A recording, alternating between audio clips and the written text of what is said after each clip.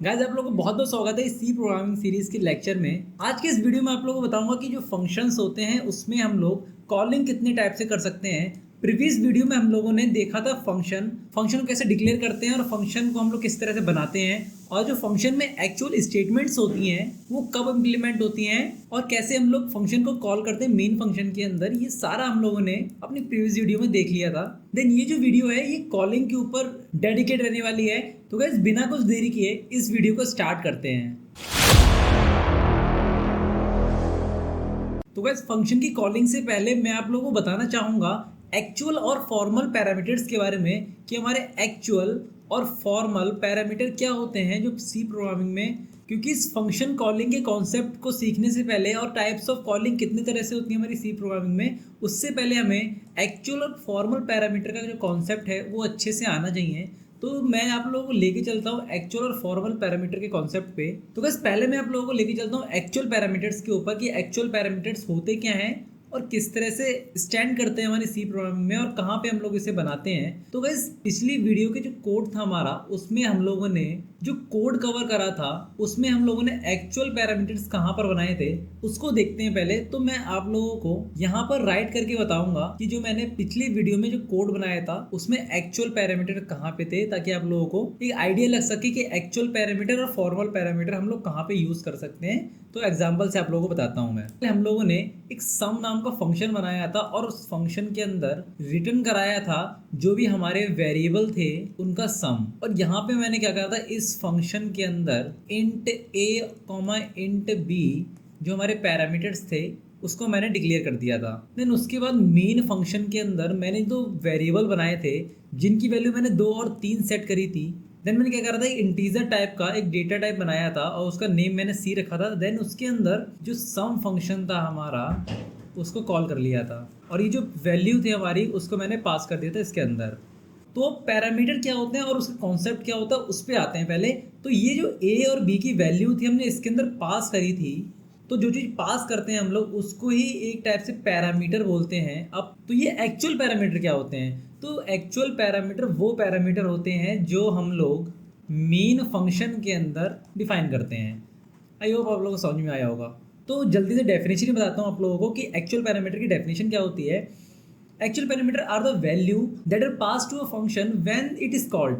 यानी हम पास करते हैं वो वैल्यू जब हम फंक्शन को कॉल करते हैं। जैसे कि यहाँ पे हमने ये ए और बी वैल्यू पास कर रहे हैं हम लोग, और हम कब कर रहे हैं, जब हम फंक्शन को कॉल कर रहे हैं। तो जब हम फंक्शन को कॉल करेंगे और वैल्यू पास करेंगे तो उन पैरामीटर्स को हम लोग एक्चुअल पैरामीटर्स बोलते हैं। और ये सारा काम हम लोग कहाँ कर रहे होते हैं, इस मेन फंक्शन के अंदर कर रहे होते हैं जो हमने यहाँ इंट मेन नाम का यहाँ फंक्शन लगा रखा था उसके बाद। और जो हमारा इम्प्लीमेंटेशन ऑफ कोड होता है वो भी हमारा मेन फंक्शन से ही स्टार्ट होता है। ये तो मैंने आप लोगों को बहुत पहले बताया था। बाकी अब आर्ग्यूमेंट वर्ड कहाँ से आया उस चीज पे आता हूँ मैं। तो जो ये पैरामीटर पास कराते हैं और उन पैरामीटर के अंदर कुछ वैल्यू होती है, उस वैल्यू को हम लोग आर्ग्यूमेंट्स बोलते हैं। तो आर्ग्यूमेंट्स क्या होते हैं, वो वैल्यू जो हम फंक्शन के अंदर डालते हैं किसके थ्रू, पैरामीटर्स के थ्रू। वो वैल्यू आपकी कांस्टेंट भी हो सकता है, कोई वेरिएबल भी हो सकता है और कोई एक्सप्रेशन भी हो सकता है। आई होप आप लोगों को बहुत अच्छे समझ में आया होगा एक्चुअल पैरामीटर का ये कॉन्सेप्ट। तो अब मैं आप लोगों को लेके चलता हूँ फॉर्मल पैरामीटर के ऊपर और वहां चल के मैं आप लोगों को बताऊँ फॉर्मल पैरामीटर के बारे में। बाकी तो जो हमारे फॉर्मल पैरामीटर्स होते हैं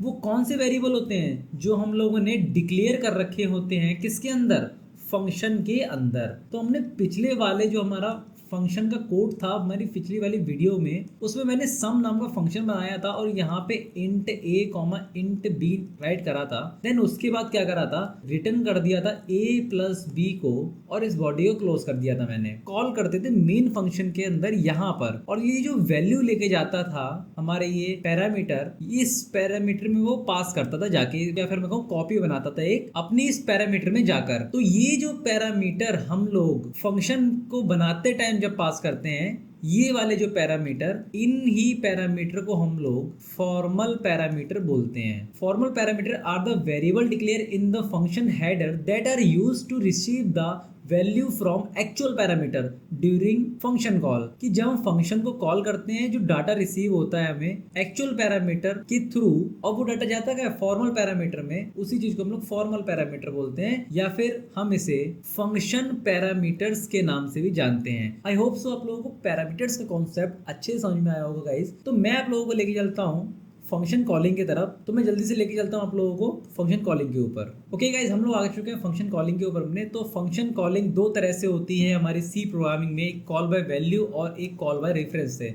आज दोनों सीखेंगे हम लोग। अभी आप लोगों को अच्छे समझ में आएगा जब मैं आप लोगों को थ्योरी और कोड के साथ रिलेट करके समझाऊंगा। तो गाइस सबसे पहले हम लोग देखेंगे कॉल बाय वैल्यू को, देन उसके बाद कॉल बाय रेफरेंस को देखेंगे और दोनों का कोड भी देखेंगे हम लोग। और दोनों को कोड में मैं आप लोगों को बताऊंगा क्या क्या डिफरेंस है, पॉइंटर्स का कॉन्सेप्ट किस तरह लगता है कॉल बाय रेफरेंस में, और किस तरीके से हमारे वेरिएबल की वैल्यू चेंज हो जाती है, उसका पाथ किस तरह से देते हैं। और पॉइंटर्स के सारे कॉन्सेप्ट तो मैं आप लोगों को आने वाली वीडियोस में बताऊंगा ही। तो सबसे पहले मैं आप लोगों को लेके चलता हूँ कॉल बाय वैल्यू के ऊपर। तो कॉल बाय वैल्यू क्या होती है? जब हम लोग वैल्यू से कॉल करें फंक्शन को तो उसे कॉल बाय वैल्यू के अंडर में डाल दिया जाता है। तो कॉल बाय वैल्यू में क्या होता है कि हम लोग मेन फंक्शन के अंदर अपने बनाए हुए फंक्शन को कॉल करते हैं और उसमें पैरामीटर्स डालते हैं। देन उसके बाद जो हमारा सम नाम का एक फंक्शन बनाया था हम लोगों ने प्रीवियस वीडियो में, मैं उसी का एग्जांपल ले रहा हूँ। तो इस सम नाम के फंक्शन के अंदर हमने दो वेरिएबल पास कराए थे जो कि फॉर्मल पैरामीटर्स थे हमारे। तो इन एक्चुअल पैरामीटर्स से वैल्यू जा रही थी इन फॉर्मल पैरामीटर्स में, और ये फंक्शन जो था हमारा वो वर्क कर रहा था। तो ये वर्क किस तरह से कर रहा था वो तो मैंने आप लोगों को प्रीवियस वीडियो में बता दिया था, पर कॉल बाय वैल्यू का यहाँ पर क्या रोल है उसके बताता हूँ। तो जो एक्चुअल पैरामीटर्स होते हैं, या फिर मैं कहूँ यहाँ पर जो वैल्यू मैंने डिफाइन की थी, ये ए जो वेरिएबल बनाया था मैंने, तो ये जो ए नाम का वेरिएबल बनाया था मैंने, ये क्या था?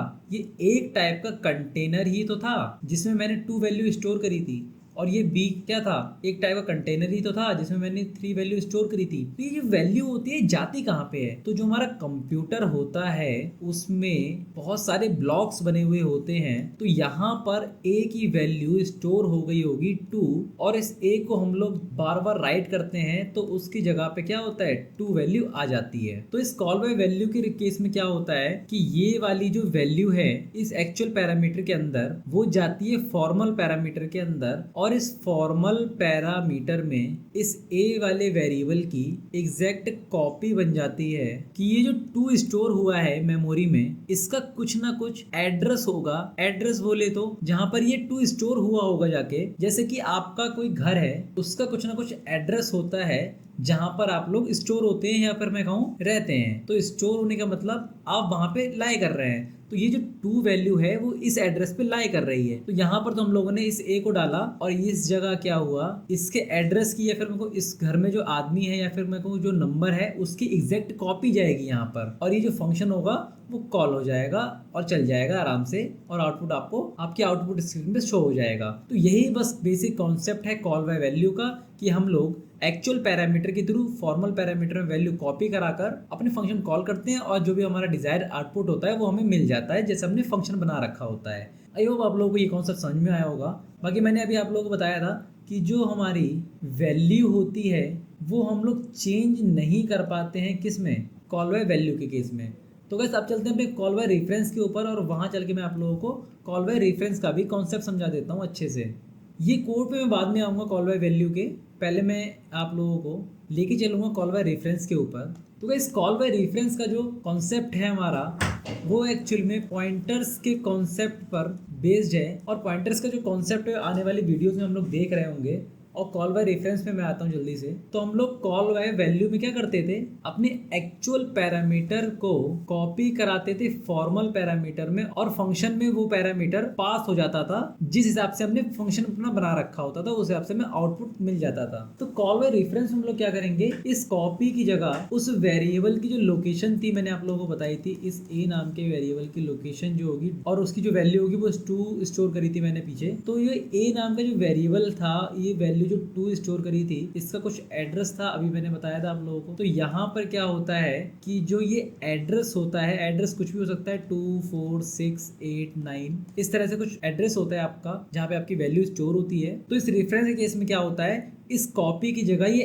एड्रेस जाता है डायरेक्ट इस फॉर्मल पैरामीटर में, और फंक्शन हमारा रन हो जाता है, देन आउटपुट मिल जाता है हम लोगों को। तो अब कैसे call by reference call by value से अलग होता है उस चीज पे आता हूं मैं। तो वहां पर क्या था, हम अपने एक्चुअल पैरामीटर्स की जो वैल्यू थी उसको चेंज नहीं कर पा रहे थे, और यहाँ पर क्या होगा, हम लोग अपनी एक्चुअल पैरामीटर्स की जो वैल्यू होगी उसको चेंज कर पाएंगे, या फिर मैं कहूँ मॉडिफाई कर पाएंगे। किसके थ्रू? एड्रेस पास करा देंगे हम लोग उसके थ्रू। जैसे कि आप लोगों का जो घर था, मैंने अभी एग्जांपल दिया था, तो आप लोगों का अगर एड्रेस मिल जाए तो आप लोगों को आप ही घर से आराम से उठाया जा सकता है और वहां पर आप लोगों के जैसा दिखने वाला सेम बंदा भेजा जा सकता है। तो यहाँ पर क्या था, असली बंदा तो बाहर आ गया और जो नकली बंदा था वो अंदर चला गया।